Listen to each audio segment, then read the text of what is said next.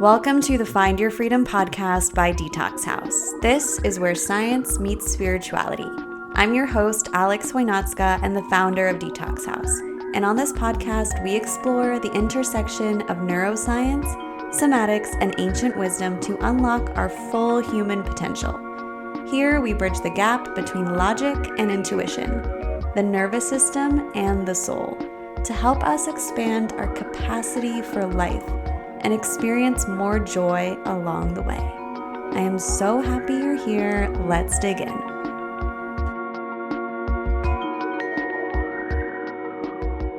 Hi everyone, welcome to another episode of the Find Your Freedom podcast. It is so nice to be here with you today. It's been a little bit since I've recorded since the new year. So this is the first episode of 2025. And 2025 has already been nuts. It's been crazy. There's a lot of activity and action in the air. There's a lot of energy that seems to be speeding things up. And what I mean by speeding things up is whatever goal you have for the year for yourself, whatever you're looking for in terms of your health or relationships or career, I feel like there's a lot happening right now that's speeding up that process. And it could be very jarring. It's taking things away. There's like a clearing of things that aren't necessarily serving that goal. So there's a big clearing happening, which can be really, really hard. Whether that's people, breaking up or breaking up partnerships business-wise or losing their jobs. There's been a lot of that feedback from, at least in my world, and I view it as a clearing. It's not easy, so hold on to your pants. It's been a journey, but I do feel this energetic of, okay, things are getting real. We're not wasting any more time. Let's go. And one of the things that I talk a lot about on this podcast and with the business, with Detox House, is how do we step into the new versions of ourselves? Because even if we do have goals, for example, if we have health goals, if we want to be more fit, well, what does a more fit person behave like? What do they do? What are their habits? And sometimes our bodies need to catch up. I think we rationally understand the things that we need to do to get there, but it still feels uncomfortable in our bodies, especially when we talk about nervous system expansion and nervous system health.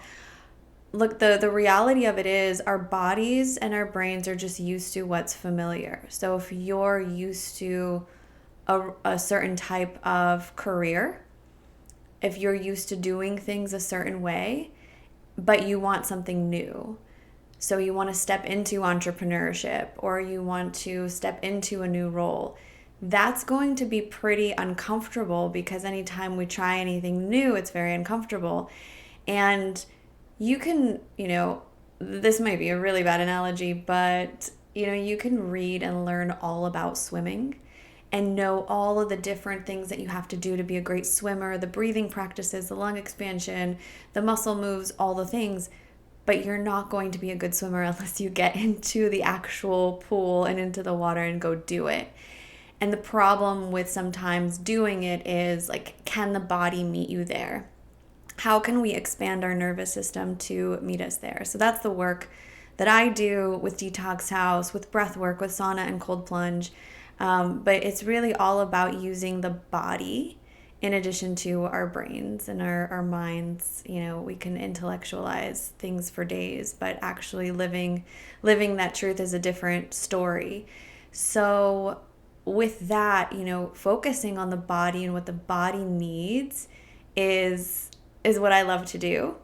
And one of those, one of the thing, obviously nervous system health is key, but making sure your body has a clear foundation too, because there are a lot of physical things that can cause us to not necessarily be able to show up mentally or not show up to this new version of ourselves that we want to create. And as we start the year, we really want to make sure all of our ducks are in a row as it pertains to our body. So this is why I wanted to bring Dr. Rahul Iyengar on to the podcast.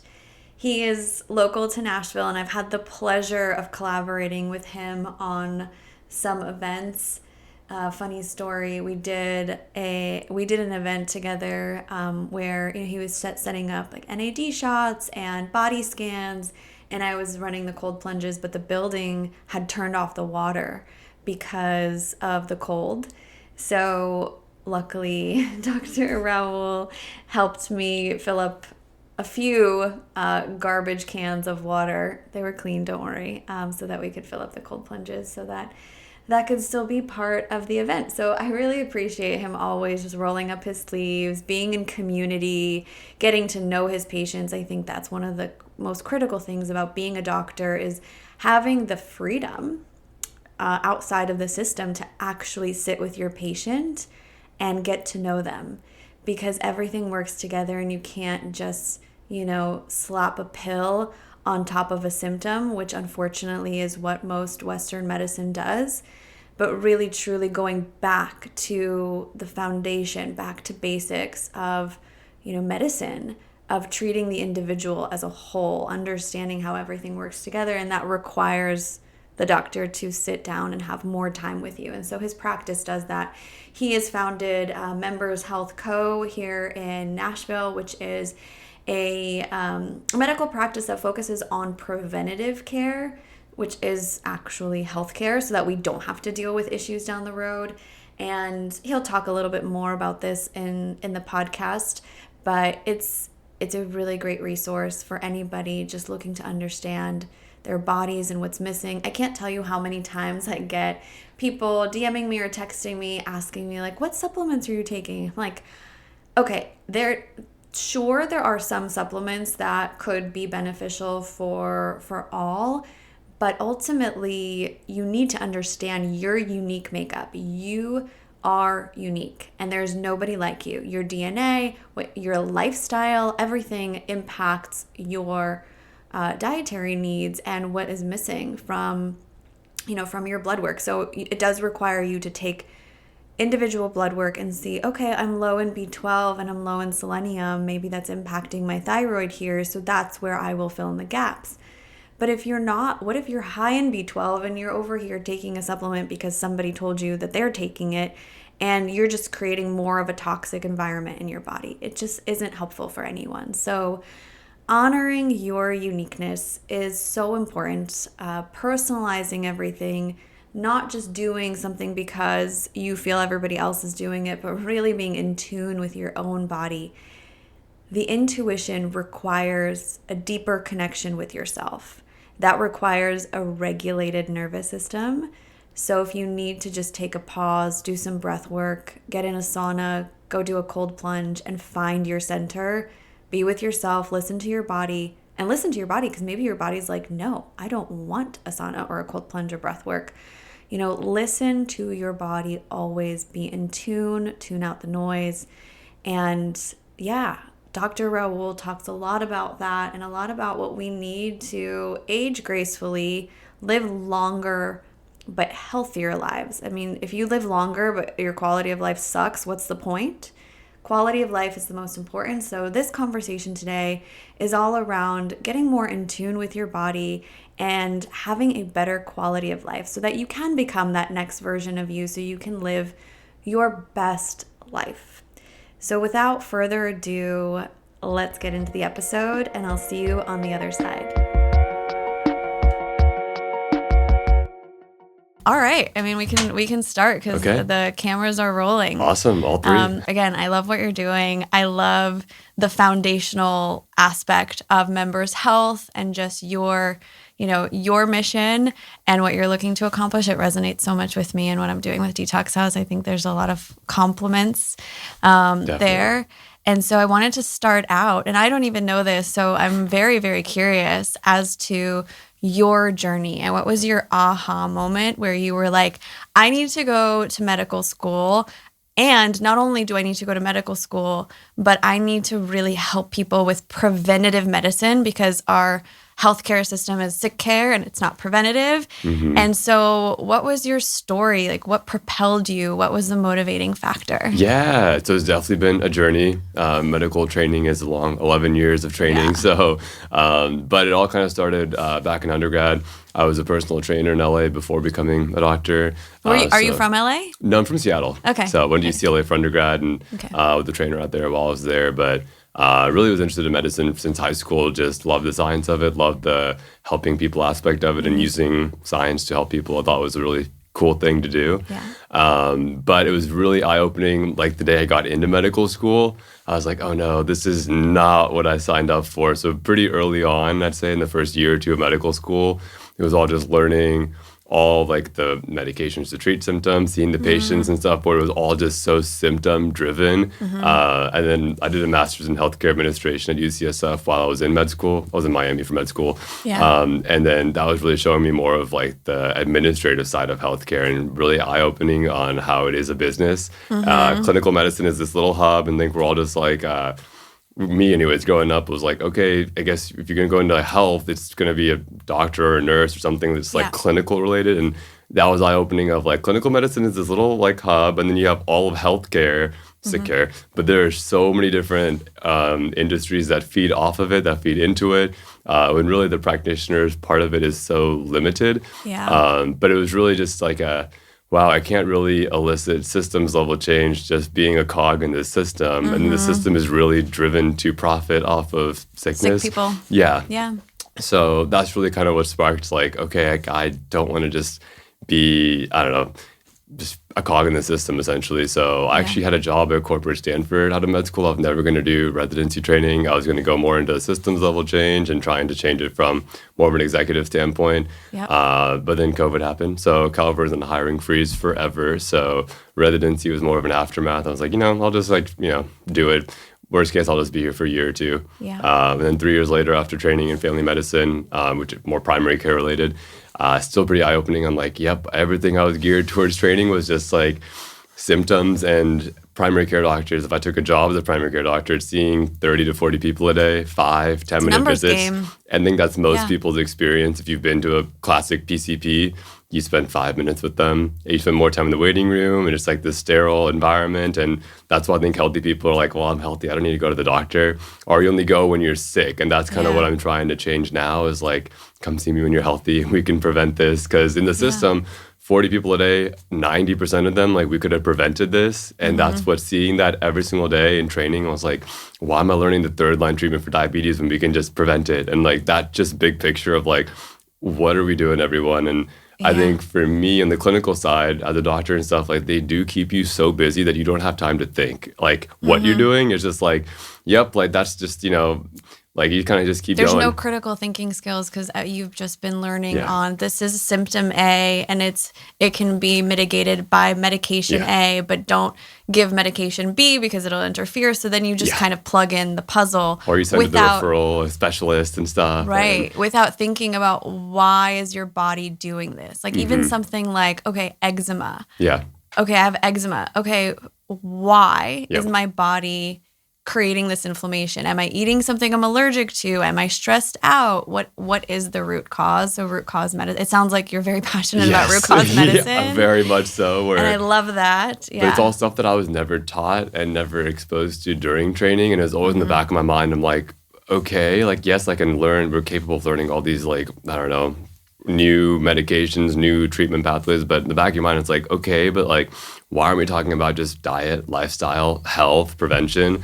And it's really a big thing that's missing in our entire medical education. But it's also interesting, like the history of medical education too was originally funded by pharmaceutical companies to teach doctors how to prescribe their medication. So the origins definitely still exist these days. And then again, they just keep doctors so busy. They're very smart, very competent people, but you get and once you're also in the system, have no choice. You didn't train to go into business or under entrepreneurship, and they kind of strap you on with all this massive medical debt. So a lot of doctors are also, all my colleagues are frustrated. They all hate the system, but then they still show up to work because they kind of have to. They have to pay their bills. No, one of my very good friends is a doctor. She's a dermatologist in New York. We have this conversation a lot.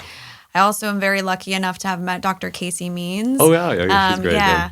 And she's, Stanford PhD surgeon that also had the same exact frustrations as you. Yeah. And is doing a lot on kind of rolling it back and figuring out what's the baseline foundation of what are agricultural practices? How is our food system so broken? Because that's contributing to a lot of health issues, all of that. But it's, I think that there are a lot of doctors now kind of raising their hands because they've seen exactly what you're talking about.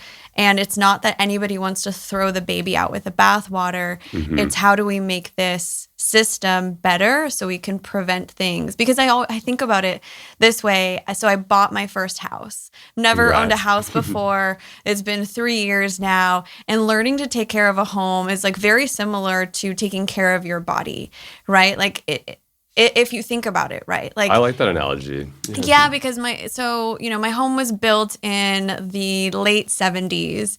And when I first moved in, I was like, okay, what do I need help taking care of? I need to make sure the windows are new so that the cooling system and the heating system is working appropriately. And actually today I had my my HVAC guys come and they check my HVAC every season. Yeah, the maintenance. Preventative. Yeah. Mm-hmm. So that I don't have to wait until there's a bigger issue where then I have to spend $10,000 on a new system. That homeowner's insurance doesn't cover. That homeowner's insurance doesn't cover. So very similar to health. Yeah, you're doing all these things. I'm like, I want to know, does my HVAC look good? It looks good. Okay. Maybe, there are these signs, do you want to put, UV lights in there to prevent from mold, all of these things. Yes. Check the house regularly for mold. Check the house, make sure the house requires maintenance. Yeah. It's not like I just let it be what it is. Yeah. And then, if there's a leaky roof or if there's something that goes wrong, then I have to address it. But I think a lot of people don't treat their bodies the same way. They, to your point, they wait until something's wrong. Or, they're in their 40s and they're like, okay, can I think about longevity now? It's you should have started thinking about longevity when you were in your 20s. And I think it's also, I don't know if it's just American culture now, we kind of go from 0 to 100 really quick as opposed to just kind of, again, getting some of those basic foundational, just habits. Those are the most sustainable. Mm-hmm. That's really what contributes to longevity is just some of those simple habits where if you just make one little diet change of I don't know, one, a healthy substitution or 100 calories less a week, over the course of weeks and months and years, that is a huge difference. But we don't really feel that day to day. And I think we kind of go really quickly into oh, I need to go get the most expensive wellness longevity treatments today. Mm-hmm. And that is just kind of the top of the pyramid still. It misses some of the basic foundation stuff of let's just start with routine blood work. And not blood work that you get at regular doctor's visits. I think I get that a lot too of oh, until annual physical, I got my blood work done, everything looked good. I'm the everything that they're checking is 3 labs, maybe if you're lucky. But I kind of equate it more to a car, an engine. Yeah. And car insurance too, where you can have the best car insurance, but you still pay for gas, oil changes, tires, car washes, all the maintenance that you're doing or expenses on a daily, weekly kind of a cycle there. I like that analogy because the gas can relate to fuel. Your food. Yeah, and it still costs money, and the insurance isn't covering that. But health, I think, is very similar in that sense of people I have insurance, I have my annual physical. I'm that's great. It's not designed to keep your engine in perfect shape. It's more for when the engine makes a weird noise, that's when you take it to the shop. But also now blood work's gotten so advanced, I can find out years ahead of time before it ever makes that noise and then prevent the noise. Yes. As opposed to just waiting. I'm well, I feel healthy. I'm the engine is going to run until one day it's I don't know, the gunk starts building up in the engine. You don't see it, you don't feel it, the car's still going to go until one day it's bad enough that it makes that weird noise or it just stops working. And that's what most people, unfortunately, in the health space, they wait until that to go see the doctor. So that's what I'm really trying to change is why don't we just come in? That's what's been crazy and pretty eye-opening to me. I do a whole 100 biomarker lab panel on everyone. Yeah. That same panel with insurance is almost $2,000. Wow. It only costs $200 is the real price. And but they definitely just inflate the price. Preventive care is inaccessible in this country is what I'm trying to show people. In 11 years in training, I never got to see that pricing. And that's why I'm seeing it. I'm why are we not talking about this? How come I've never heard about that before of how cheap it actually is?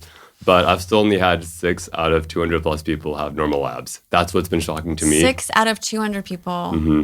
What are those 6 people doing? I know, right? Well, that's a whole different. Yeah, I know, right? Some of it's genetics, obviously, but some of it's also just lifestyle. But again, all of it is like they're all young, healthy, fit. I mean, my average age is probably 31, and it's like they're doing all the right things. There's sauna, cold plunge, like red light, all the things. But it's like clearly we're missing something, and like that's what I'm trying to help. You can't grow. like supplement yourself out of a bad diet. To our point earlier, it's like the foundational pieces are missing. Like yes. You can sauna and cold plunge and get NAD shots, but if you're leaking somewhere, if you're eating foods that are, that you're allergic to and you don't know it. I want to talk a little bit about that. Well, I'm curious. I wonder if there's any similarities between those 6 people, if you've taken a look at that. But just generally speaking, you mentioned there are blood markers where you can see prevent certain things down the road, specifically as it relates to longevity and healthy aging and just making sure we're living our best selves. Yeah. What are some of those markers that you're looking for? Absolutely. I mean, the ones I include just like my basic foundational lab panel include inflammation, cortisol, hormones, vitamins, inflammation, autoimmune, and the thyroid. I mean, there's just so many different things that are cheap. And those are really the basis for longevity is like, let's just get a good foundation of your basic blood work, doing the NAD, doing some of these other expensive like supplement or wellness treatments. That's great, but it's still not going to fix your hormones, your vitamins, inflammation, those basic things. Like those are things that we need to definitely address individually. And when we catch it early, it's lifestyle changes. That's what it, again, is kind of like with the engine thing. I'm like, if you wait till it breaks, that's a big repair job versus just some of the maintenance stuff of an oil change, something like that. A lot cheaper, a lot easier. Can you give me an example of maybe something that you've seen a lot of, and then what lifestyle changes you recommended to shift those things? A big one that I see pretty commonly is inflammation or food allergies that people just don't realize that they have. Yeah. And that's why when you ask them symptom-wise, they're like, I don't have any symptoms. And then we test for some food allergies and inflammation's really high. And they cut out some foods. Some people have lost dramatic weight. They feel so much better. And then they're like, I just never knew I had a symptom because that was my normal. And it's something like that where that was so easy. It was a $60 test for a food allergy panel to just find that out. Or even like early autoimmune where you don't have a symptom when you catch it early. But if you wait, it can affect every organ system. But do you use ANA antibodies to check for autoimmune? Yeah. And then just like... And then it go reflexes deeper to specific antibodies depending on if it's elevated. But it tells me a lot about if someone is prone to developing it, just again, even being more precautious with lifestyle changes. The biggest thing, honestly, is just kind of, I don't think we need to get extreme with it. I think that's what I was saying earlier. I think we love to go really extreme to like, I have to only shop at Whole Foods. I have to only buy these expensive products and do my green juice and do this. And it's like, I'm a big proponent of balance myself. And I think accessibility too. Yeah, accessibility, all of it. But I think honestly, if you can just have 5 out of 7 days where you're pretty good with your diet and lifestyle, that's really all it takes. And I don't think having a strict diet and strict regimen, I'm like, live your life too. I think people miss that a lot of like, you're so caught up in like what wellness things to do and like such a strict regimented diet. I'm like, you kind of missed the point almost of like, you need to have some balance. And I think some of the blue zones, that to me is much more informative of like blue zone, like ideology is more focused on social connectedness, community, and just whole foods, like just getting it like locally sourced if possible, fresh if possible. But obviously, I mean, you're going to process something at some point. There are going to be microplastics. Like there are things I'm like, you can't live in a bubble, but you can, Well, it's so interesting that you say that. Oh my God, I have so many thoughts. So I love that you mentioned the blue zones. It's funny, I was talking to somebody this morning. I bumped into somebody at Soho House and she had just done a Pilates class and she was like, I try to do it 3 times a week. But otherwise I just walk. Like walking is one of the most important things. And I actually mentioned the blue zones talking to her. I'm like, if you think about like the blue zones and people where in those places where people live really long lives, but it's not just a long life, it's quality of life. I think that's such an important differentiation of like health span versus lifespan. Yeah, it's quality of life. Like what they're doing is they're using their body every single day. Like they cut their own vegetables, they go and garden themselves. Like there's an integration of the body in the everyday. They're not just sedentary. I think we just have, especially people who work in a job where you're just sitting at a computer all day. it's the worst thing for your health. Like sitting is like the new diabetes, they say, or whatever they're comparing it to. But sitting still, being sedentary, and like the lack of connection, also the human connection, the community, and all of that is so important. So I do think, I mean, it's just making me think about all the things I'm trying to do with Detox House too. I was going to say too, I think the breathwork community that you do, I think that is such an important part of it. I think especially with cold plunging specifically, where I am not a fan of cold plunging personally without that. I think otherwise, like, you're just stressing your body out without a productive channel or outlet for it. But I think having the coaching there really does support community, but also makes it more intentional. Yeah, let's talk about that, because I think people are missing the point on cold plunge. And my ethos and what I try to deliver is like, there's this like, sorry to say this, bro culture around cold plunging where it's like, how many minutes did you do? What was the temperature? And cold plunging is a stressor on your body. And there was somebody that came to my cold plunge the other day and he's like, I did this 10-minute cold plunge in 38-degree water and I fell asleep right after. I'm like, yeah, you just shot your adrenals. You just shot your adrenals. People are doing it wrong. They're doing it for their ego. The whole point of it is to find your center and to find this balance between this external stressor, which could be anything. I like to compare the cold water to anything, somebody yelling at you, whatever it is that stresses your body out, and you to learn how to talk with your brain to find that grounding.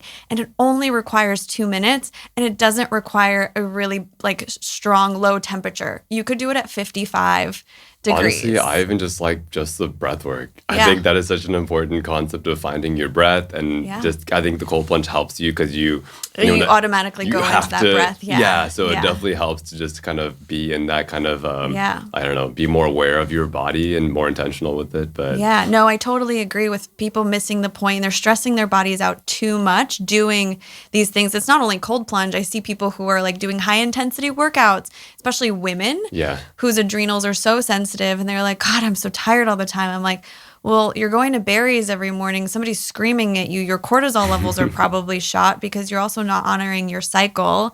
And there's just a lot of people pushing themselves too much. And the goal of what I'm trying to do is to just build more awareness of the body and build a relationship with it. So I want to go back to something you said, which I think is so important, because you said a lot of your patients are like, I don't have symptoms because I don't know. It's so interesting because the more in tune you are with your body, the more you notice symptoms. And so I think, for a long time, people have like this baseline of like not feeling great. So they just think that's normal. And then they feel great and they're like, whoa, this is what this feels like. That was my case. Like in my early 20s, I didn't know I was allergic to gluten. I was always tired. In my 20s, I have more energy now than I did when I was 21. I was falling asleep. I was like, what is wrong with me? Am I just not excited about life? Like, am I just not, like a part of me, like, when you're in college and studying abroad, I wanted to go out dancing, but like my body just physically wouldn't let me. How did you find out you had a gluten allergy? It took a long time. I was curious about like how long did it take you? Doctors would never even think about. They were like, oh, you might be depressed, or like your blood work is perfect. The blood work was like the 3 labs. So no one gave me answers for like 7 years. Can you imagine 7 years? I mean, through that time, funny enough, I was lucky enough I was dating somebody who was very into the caveman diet. Interesting. And so we did paleo together without even knowing. And I started feeling amazing. And I was like, whatever this diet is working for me. And then a year or two after that, I ended up finding a naturopath. I was living in San Francisco at the time, and One Medical was a practice that just had opened up right across the street from where I worked. And I went to a naturopath, and she did all the blood work. And we found out all these, all these things, all these factors, the MTHFR thing. And then we did a food panel, and we also did an elimination diet. Okay. And the elimination diet was really effective because I could see night and day. I spent a month eating super clean, and then she's like, okay, today you're going to eat gluten and pay attention to how you feel. I was like, whoa, my body feels like a piece of heavy machinery. And I just thought this was tired all the time, that I needed to drink more coffee, which again, it's like this vicious cycle. It changed my life. And unfortunately, that's most people's experience with doctors, is that of like, it took 7 years. And it's like, how much time did you spend cumulatively with them over 7 years? And like maybe 45 minutes total over 7 years. And that's what I'm trying to change. Of like, I'll spend an hour and a half with each person. And I think that's more of it of like, if you get to actually talk and know your patients, I'm like, that's really what health is supposed to look like. Versus 2 minutes with 3 minutes. And like, if you're tired, I'm like, well, your iron levels look good, maybe you're depressed. And it's like, you just kind of go for like, you're not dying, next. And I hated it. It's like, that's what it trains you to do. But I think with some of on the naturopathic things too, like I'm a big proponent of lifestyle, of like, if you can just change it in your diet and your way you live your life, you don't need supplements. And I think it's I think I see a lot of people that are also going overboard on like, I need all these different supplements. I need all these things. Instagram's telling me, the internet's telling me, like, I need this supplement, and they don't know you. It's like, that's my whole thing of like, let's see your blood work. Let's get to know you. Let's see what you actually need, and less is more. And I think taking a ton of extra stuff just because it's supposedly good for you doesn't necessarily mean it's good for you. It can also just stress your kidneys out. So that's why and it's also, those they're expensive. And I'm like, save your money too. Supplements are very expensive. Yeah. But how do you feel about our soil being so depleted nowadays, and the nutrients in our food? Nervous that no one's talking about it. It continues to keep getting worse and worse. But I really do think food is medicine. That's probably a big reason why America is having such a health crisis, or sick crisis, whichever way you look at it. Just because our food is just poison. I think especially compared to other countries, especially the blue zone kind of areas, they also walk more. Their lifestyle is just catered towards being more generally active, generally connected. I think here Americans are very isolated, very sedentary, and our food is just, even if I go try to eat organic, healthy food, it still is not having as much nutrients in it. I think I heard something of like, I'd have to eat like 6 oranges now to get the nutrients from 1 orange back in the 70s. There's also the advent of all the industrial agriculture. And I mean, that really is kind of what it's spiraled down since then, of processed foods and food coloring and all the different things. So how do we get enough of what we need from food? I think that's where I do think there's definitely benefit to supplements. It's just like, I wouldn't know what I need just by how I feel. And I think I see a lot of people that have off the charts vitamins too, of like, okay, you don't need that much. And so certain things, like, you don't necessarily feel it. And I think there's a lot of guesswork going on. And even myself, I'm like, I don't know, sometimes with ads, I'm like, should I be taking that? But it's like, I don't know. That's why the blood work tells me a lot of like, let's just see what's actually going on for you, because you are so different than the next person, the next person. Like, it's just so different. That's what and you're asking earlier, like, is there anything similar between those 6 people that had normal labs? And like, honestly, not really. It's just everyone's just so different. Everyone's so unique. So if you can have the exact same diet, exact same lifestyle, someone could still have really high inflammation for them because something in their diet is not right for their body, which again is like, it's hard to generalize that. And that's why I think it just takes time and more individual attention of like, what works for you is not going to work for the next person. I know. I get a lot of questions from friends too, who are like, what supplements are you taking? And I always tell them that. I'm like, well, I can't tell you because they're so specific to me and what I need. I actually don't take the same supplements every week or every month too. Kind of muscle test myself to see like what I need, but I do need to incorporate more of the actual like physical science behind it, and get my blood work. Yes, I need to come talk to you about that. It's because they are expensive too, and it's like, if you're not, for me, it's more like, if I don't know like where it's being sourced from, I pretty much only use Thorne. That's one of the only few brands I've found that does have third-party testing, which means that they can prove that they actually have 100 milligrams of that in there. It's not crazy. And that's crazy that almost every other supplement brand can't do that. I'm like, that's scary to me also. I'm like, well, then what is it? They can just put some pretty packaging and be like, well, you can buy it or not. And it's like, I don't know. Yeah. It's good marketing, but Yeah. I just get nervous of what's actually. Yeah, there's in it. a lot of supplement companies that have like great marketing out there for sure. Quick question on just like baseline for longevity. Yeah. So some of the markers you said, just food, eliminating inflammation from the body. And one of the main causes of inflammation you mentioned is eating something that you're allergic to that you may not know. Actually, funny enough, I did take a food allergy test very recently, and it was so surprising. And there was two main things that I eat a lot of that were so sad to me. And it wasn't an allergy test. It was more so a test to show what my body is harder to digest, right? What are things harder to digest for me? It was a blood test. Interesting. Yeah, it was like a pretty cool lab test. What pricey. company was it through? I forget. I have to. I'll tell you. But it was like a $500 test. They basically take your blood and expose it to different foods to see if the blood produces antibodies. And so if there is a sensitivity, and it was so eye opening for me. One of the biggest things was sunflower seeds. I eat a ton of sunflower seeds, and it's everything because I eat a lot of gluten free stuff and like sunflower seed flour. Have you cut out sunflowers? Oh yeah. How do you feel after? Better. Interesting. And it was just one of those things that I'm like, I would have never known that from like, I didn't feel any different, right? Sure. You could have like random symptoms of like just joint pain. Right. Or just something that seems like, oh, maybe I pulled something in class.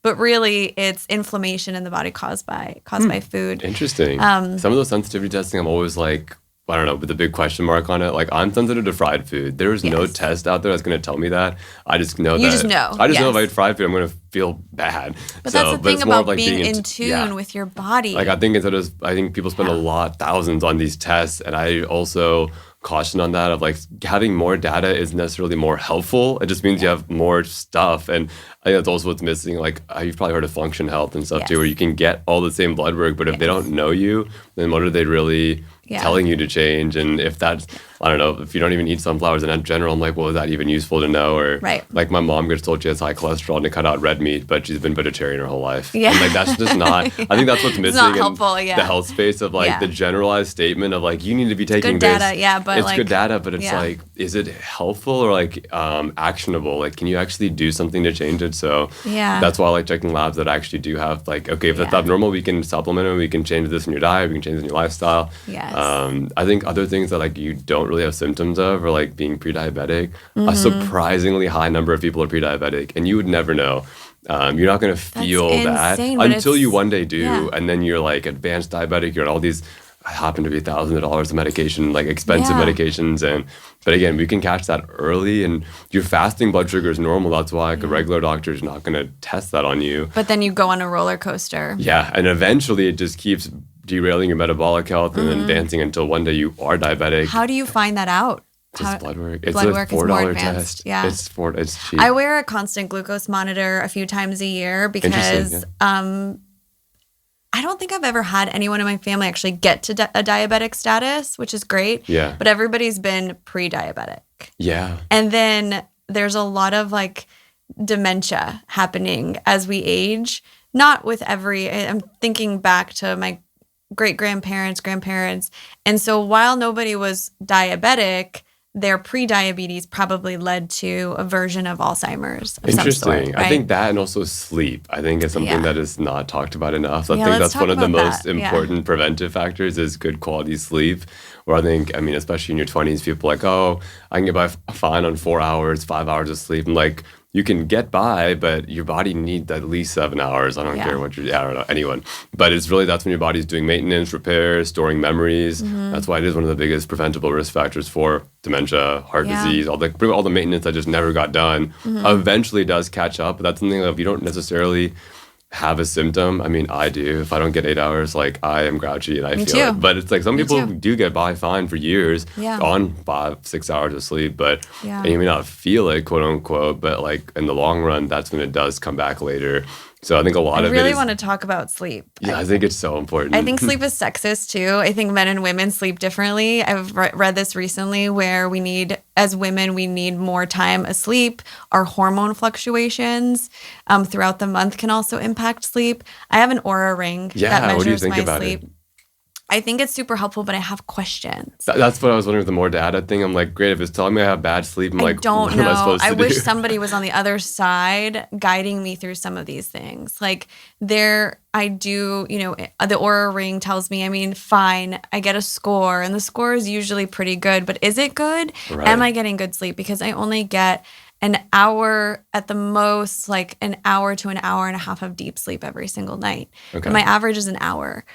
I think it's fine, but I think, what are you going to do about it, though? It's also like the right, like question how of, do like, I get better deep sleep? My REM is fine. Yeah. But then if I look at it, I wake up a lot during the night. Funny enough, one of the things that I realized that played a role, and this was doing my own digging, was I had a CGM on and my Oura Ring, and I would wake up and I realized I would wake because my blood sugar would dip. I tend towards low blood sugar. Okay.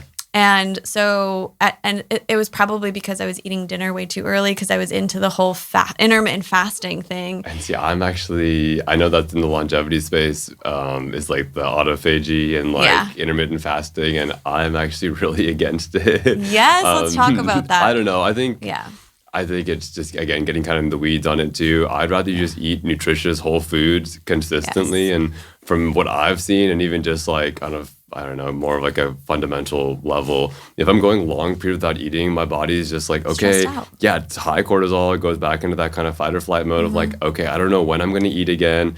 And whatever you eat after, even if it's healthy, your body's going to store more of it as fat. It's like, okay, we don't have enough energy. We got to store this as fat for later. And so I actually see that a lot of people, when they eat more consistently, and obviously if you're eating crap food 6 times a day, you're going to gain weight. But if you're eating nutritious whole foods with like shorter intervals, you actually will end up losing some fat. And then I think it really helps your metabolism speed up a bit too, and you end up building more muscle. You have more time for optimization, and it's like having consistent fuel in the tank is how I kind of look at it. Where, because can we talk about the mechanisms at play? Because I think and I know it's different for everybody. It is also different. You cannot generalize it. You can't generalize, but first of all, I think blood sugar balance is the foundation of a lot of health. Would you agree with that? I have an interest. I don't know. I'm like plus minus on it. Okay. I think like the glucose monitors for some people can give even more anxiety. It can be more stress producing. If anything, of like, oh my gosh, it went up after I ate. I'm like, that's normal. It's supposed to go up after you eat food. It's more of like, does it come back down? If it doesn't come back down, that's essentially what's wrong, quote unquote, in diabetes is like you ate something, your blood sugar went up, and it just stayed up.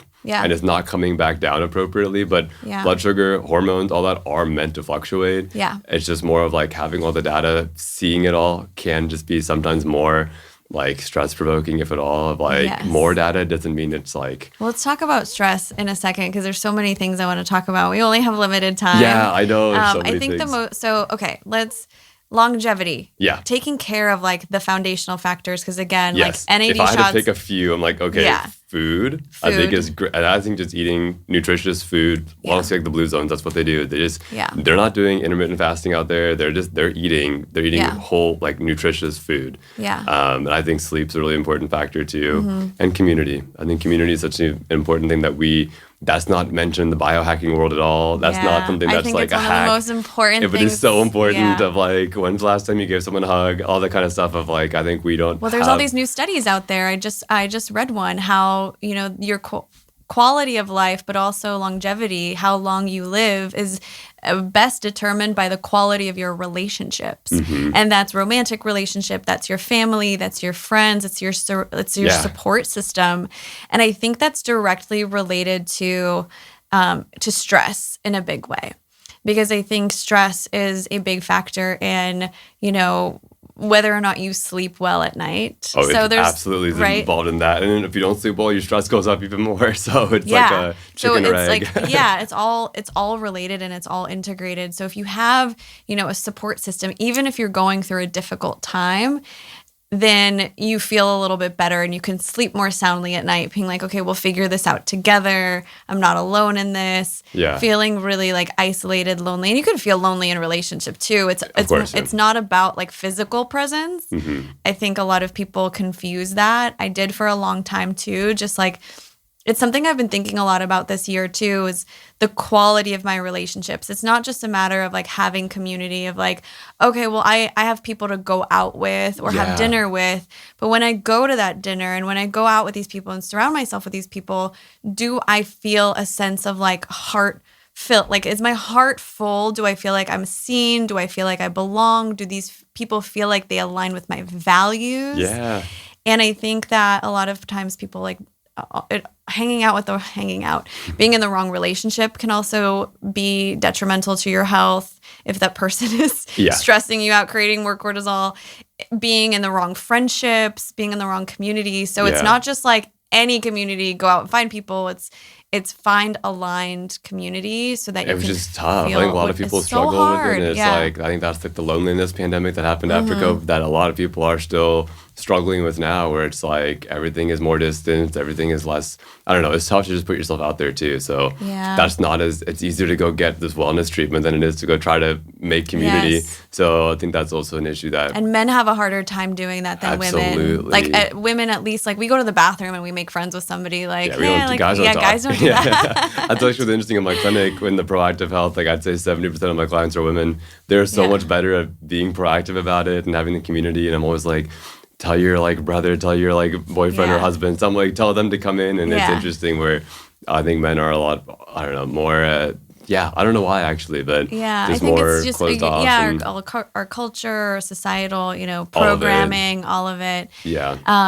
Just being vulnerable is very much required to have meaningful relationship and connection with other humans. And so being vulnerable is so hard for people. It is. Opening your heart, just because that fear of rejection, whether that's friendship, whatever everything, it is. Yeah. But I think honestly for longevity, like that is probably such an important factor that we can't quantify in like a metric or a wearable or in like a blood work panel even. I can probably see some of the aftermath of like stress and like inflammation and other, I don't know, you end up being lonely, you end up kind of derailing your health in ways too. But I think that is just an important part of longevity that I think some of these biohackers and other people are kind of missing the mark on that too. And it is tough in America. I think all of us here are very much more in like you work the 9 to 5 and you kind of go through the motions. And when I was more in the hospital medicine side of things, like it was pretty eye-opening to seeing so many people on their deathbed of like, they always like, I always thought I had more time to go to Paris. I always thought I would, and I'm like, you should have gone to Paris every time you could have. Or like, I think it was more like the delayed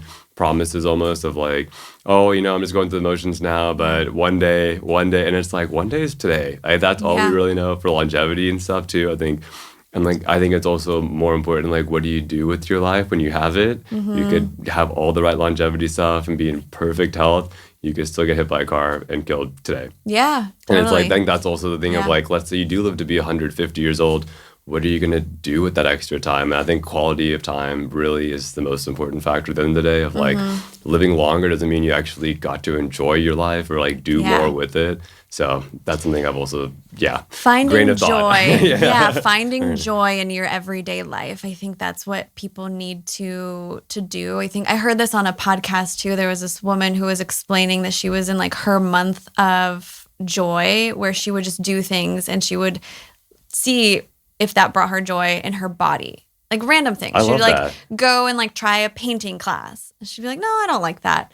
Then she'd go to a dance class, a salsa class, or she'd go out to dinner with somebody, or she'd go on a hike, and then she would check in on like the level of joy that brought her. And at the end of the month, she had this good view of like, okay, I love dancing and hiking. These are the things that bring me the most joy. So I'm going to find a group of people that like these things too, and then build community around that because you have like a shared goal. And then you can do something that literally lights you up every day versus just like this. We're here for a limited amount of time. I think about longevity. I'm like, okay, even if I live 100 versus 150, I mean, it's like years, quote unquote, age and stuff like doesn't again mean you're fulfilled or like actually enjoying your life. So and that's what also, I mean, people that died in the hospital all the time and it's like, oh my gosh, they're dying and stuff. But they were 90 years old. They were so healthy up to the point that they died. They had a full, beautiful life. They did all the things they wanted to do. I've also seen people that are 40 and 50 that have died and they've done all their things. Like yes, it always is horrible to pronounce people dead or dying and stuff, but it's also something of like, I actually do enjoy the finality of life of like, if I live forever, that sounds like purgatory. Of like, you can always do it next decade. You can do it. And it's like, finality does kind of light some kind of a fire too. And I think trying to just put all your resources into living forever or living as long as possible, you kind of also miss the part of actually living and like enjoying your life. So I think getting really caught into the details of like, diet-wise, like I can't eat that, I can't do this, and this is going to be bad for me, and I can't have microplastics, all that stuff. I'm like, whether or not you have microplastics or not, like you will die at some point. Whether we're all going. Jig is up. So I think that's kind of the underlying statement with longevity. I'm like, we will die at some point, but it's like you do kind of have choice in how you want to live your life and the quality of life you want to live. So that's really my biggest takeaway probably with the longevity space is that of like people get really caught into the weeds on it and just enjoy your life. I love that. I really, really love that. I think I've been thinking a lot about death lately. And people who listen to my podcast know I lost, a few close people in my life. And a big like spiritual awakening moment for me was when I lost my ex-boyfriend and then I lost my best friend. They were both very, very young. But it really makes you, Mark Manson wrote about this.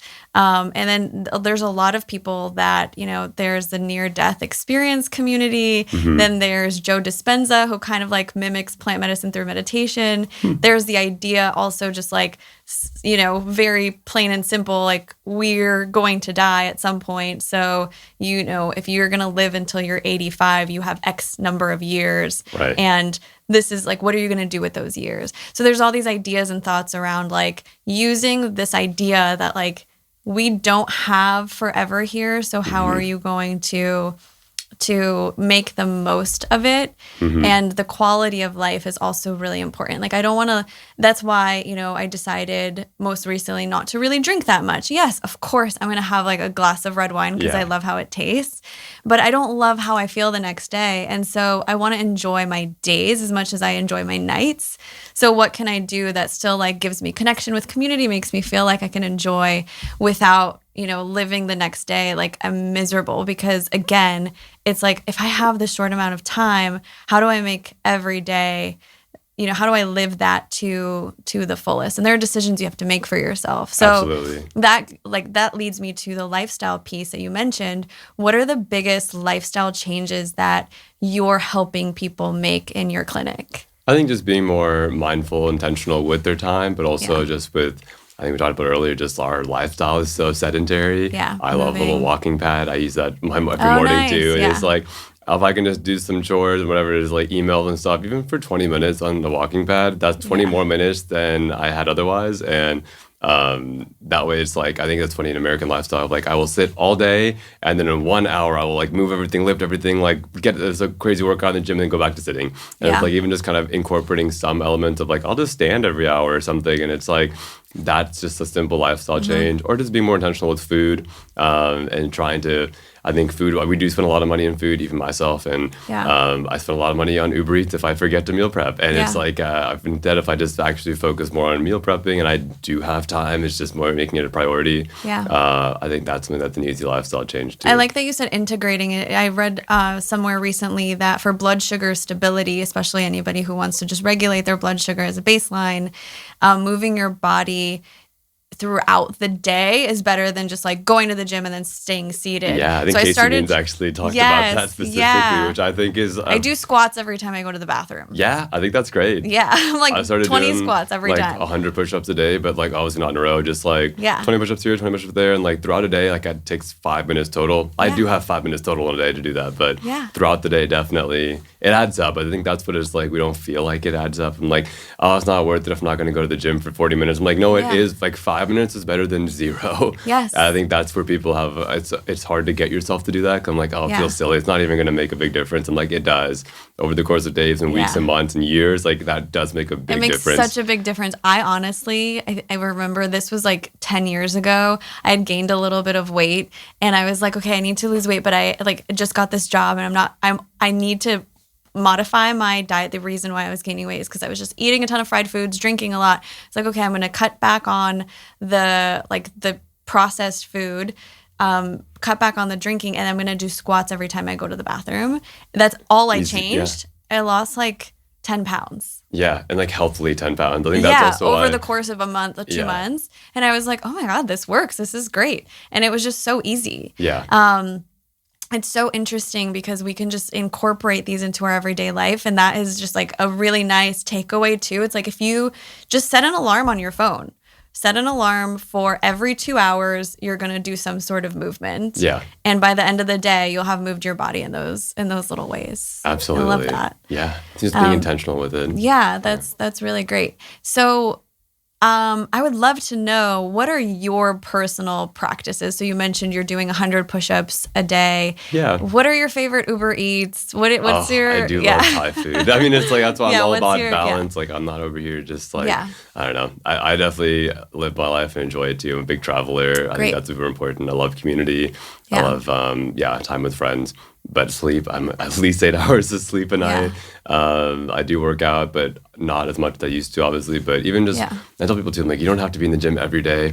It's just even moving a little bit daily. Or if I get 1 or 2 workouts a week at the gym, like an actual workout, great. If I don't, I move, I'm active. But that's really, I think, what the Blue Zones do. I'm like, you don't have to do some crazy CrossFit, like something workout every single day. Like you can, but it's also like, for long-term health, just moving. I think just being socially connected. Can we talk about sleep? What are your sleep hacks? Well, how can somebody get better sleep? Like, when you work with people who aren't sleeping enough, is it because of maybe like blood sugar things? Is it stress? Is it melatonin production? Yeah, what so is many it? different factors in that. It obviously depends. People that work night shift, that's just tough. That's going to be really your circadian rhythm is dysregulated. But a lot of people, it is just stress, not having kind of an unwind routine. We are very habitual creatures, so having that kind of a set habit every day really can help. I have a sound machine that I got, so I actually really love that. It kind of just dulls my sensory system out. So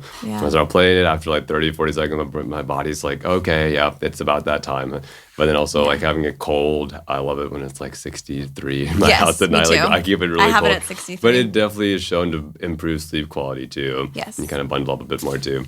But do you recommend like the 8 sleep bed or those beds? Is it the 8 sleep?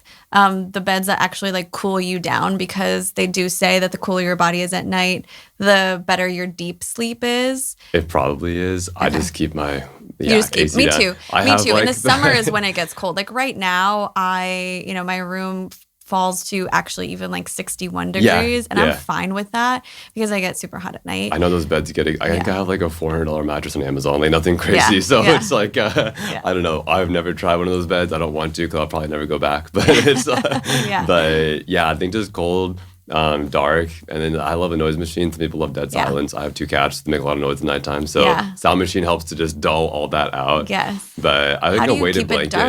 Dark? Blackout curtains. Okay. Yeah.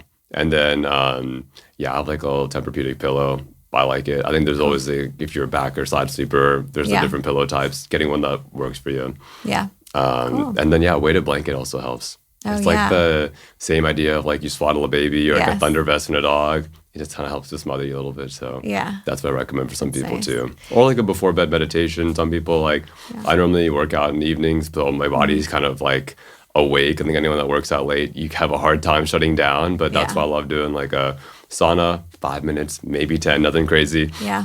And then just like a shower kind of helps just relax my body in a physical level. And then some stretching. Yeah. But, nothing crazy. I love a nighttime sauna. Obviously, I'm in my sauna a lot. But again, don't overdo it. Don't miss the point. I do it like 2 to 3 times a week. Yeah. And stay hydrated.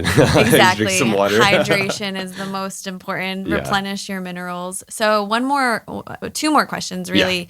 You were a physical therapist. Personal trainer, a personal trainer before you went into medicine. So I think it's so interesting, this idea of muscle and longevity, you know, having enough muscle and people losing a lot of muscle with going on Ozempic and just like not taking care of muscle loss, even through fasting, right? When we fast, the problem is we're losing muscle, and what we need is more muscle because as we age, our muscle mass decreases. Yeah. So, I'm curious, like, again, that's also why I'm very not a fan of intermittent fasting. Even for myself, like, I don't know, if I went 7 hours without eating, like, I'm not a happy person, or I'll get lightheaded or something. I don't know. But it's obviously I'm not eating big meals every time. It's just something healthy, something light, and helps keep nutrition in there. But muscle, I think, is super important. I do think people get really like same thing of like maybe like too deep into it of like doing crazy like super heavy like powerlifting things now in your 20s and 30s. I'm like, I need muscle to pick up the groceries when I'm 60. I'm like, okay, that's like a 5-pound bag. Like you don't need to do some crazy like I don't know. Yeah. What I've seen medically that I didn't see when I was a trainer is all the athletes and trainers and everyone like when they reach that age and they're 50 or 60, most of them look horrible. And most of them, it's just they had that one rep that was just not perfect form. And that's all it took to pretty much derail their health the rest of their life. Oh, wow. And so when I was a trainer, all you're taught was perfect form. Like have perfect form with every exercise. I'm like, that's great. Perfect form. Great. Keep it up. But now medically, I look at exercise a lot more as like risk benefit. For most people, I'm like, you don't need to be doing that crazy like squat snatch combo thing like for long-term health, even for short-term health. Like I think obviously if you're a powerlifter or like you're trying to be like hybrid athlete, something like that, and you've been putting in years, you have a good foundation of strength. Yes, I think there's time and place for that. But for the majority of us, just trying to exercise for health, for how we look, just for how we feel. We don't need to do any of these crazy exercises. I've just seen it. It's a high risk exercise over the course of your life. The odds of you getting hurt are not, I can't say 100%, but like pretty high. Pretty high, And I just look at it, I'm like, well, instead of doing like a squat, which is really technical and like high risk injury for back and for knees, like you could do a leg press machine, get almost all the same strength benefits with almost no risk of injury. So I'm all for strength training and stuff. I just think some of those movements, like we could definitely, majority of us could just switch to safe substitutions where like get the strength, I'm all for it, but do it the safe way. Even myself, like that's my goal for myself, no injuries, no surgeries. When I was a trainer, I was very against machines. I was like, oh, that's for beginners, like you have to do the free weights, you have to do like the compound stuff. But now I actually love machines. They're a fixed range of motion. It's really hard to hurt yourself on that. I think you can load up weight a lot safer and you can actually get a lot more targeted strength or body weight.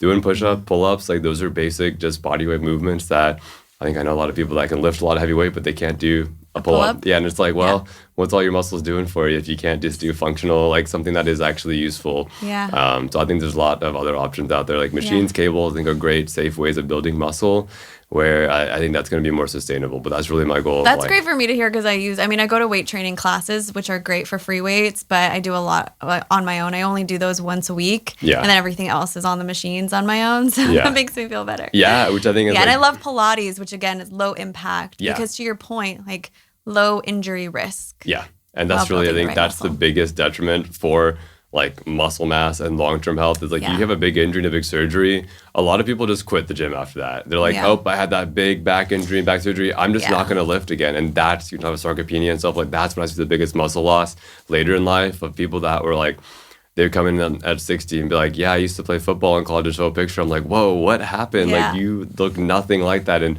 that was kind of it. They just stopped because they had an injury and they just never went back into it. And so I'd rather, and same with food and like diets and stuff, instead of doing some fad diet, instead of doing some fad workout or fad diet, like just sustainable, something that actually works for your lifestyle and maintaining that over your life is so much more impactful and it's just more enjoyable too. Definitely anything that's sustainable for sure. So you mentioned the push-ups, just eating clean, eating good food, anything else that are kind of like your staples for your health? Nothing crazy, honestly. That's why, I mean, that's great. That's check my blood work. Yeah. I know what my vitamins look like. I take a multivitamin because that's what my blood work shows. But no, I really try to just get better with food and how I feel. And I don't think we need community. And I don't think we need any of these expensive, crazy treatments off the bat. I think there is maybe some minute, there is definitely something to some of them. But I think missing the big foundation, though, like, I don't know. I don't really feel the need to do some of the niche treatments. NAD, I actually do really enjoy, though. I have used the nasal spray myself. I definitely have improved clarity, energy in the evenings, but the nasal spray is $50 a month. It is nothing great. And it's the correct dosage.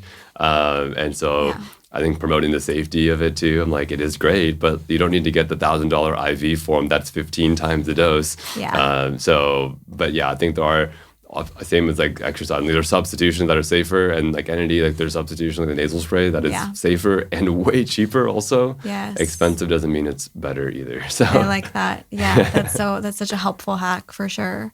Okay, so this is called the Find Your Freedom podcast. What does freedom mean to you? Yeah, I think we kind of danced around it earlier, and just like how you want to live your life. And freedom to me is more of like, is this being intentional with how you want to live your life, as opposed to just going through the motions of it? Or I think even, I mean, going through medical school and training and stuff, like you kind of just get into like the, like, okay, like I'll do this for 4 years, and then I'll do residency for 4 years, and then I'll be a doctor. And then you kind of just get into like the, like every day is just like another day, and you kind of just waiting for the weekend, you're waiting for like next month on vacation. And I think freedom to me is just being more intentional with, like, every day is like you can do whatever you want. Like there's really no rules. It's like you can have that freedom to step outside the box. I think a lot of it's echoed just in like my entrepreneurial journey of like, I don't have to take a job as the doctor. Like I can make my own clinic, and it's been really fulfilling. And I think to me, freedom is something that is a choice of like, you can step outside the box if you want to. There's a big community to support you if you do, but it's finding that community and just being intentional and finding, I think what you're mentioning with your breath work of like finding your zen, finding your place, and being intentional with that. Amazing. Yeah. Thank you. Yeah. This was thanks so much for having me. Lovely conversation. I know. If we could keep talking for hours about this. I know. If anyone has any more questions around NAD, because I'm sure that people will. I know we didn't get into it, but we'll do a part 2. We'll do a part 2 about, or we could just do a quick little Instagram story on like the nasal spray and why that's better for you than like the shots, or maybe the shots are still good in small doses. But let's talk about NAD some more too, because I know that there's a lot of questions around that. But I think the key takeaway that I think is so beautiful is that longevity isn't a quick fix. It's a lifestyle, and you're not gonna like take an NAD shot and wake up the next morning and be like, I'm young again. Yeah, exactly. So for those people who are inquiring about NAD shots, maybe take a look at your lifestyle first. Yeah. And make sure the foundation is taken care of. Definitely. Yeah. Cool. Yeah. Where can people find you? Yeah, Members Health Co is our Instagram, and then the website's membershealthco.com. Have a lot more info on there about my clinic, and we're expanding soon. I'm excited. So new location coming soon to the nation with another doctor. He's great. I'm excited to bring him on board and keep growing from there. Just neighborhood doctor. That's so great. Congrats on that. Yeah, thank you. It's been great. Yeah, thank you for being on the podcast. Of course. Thanks for having me.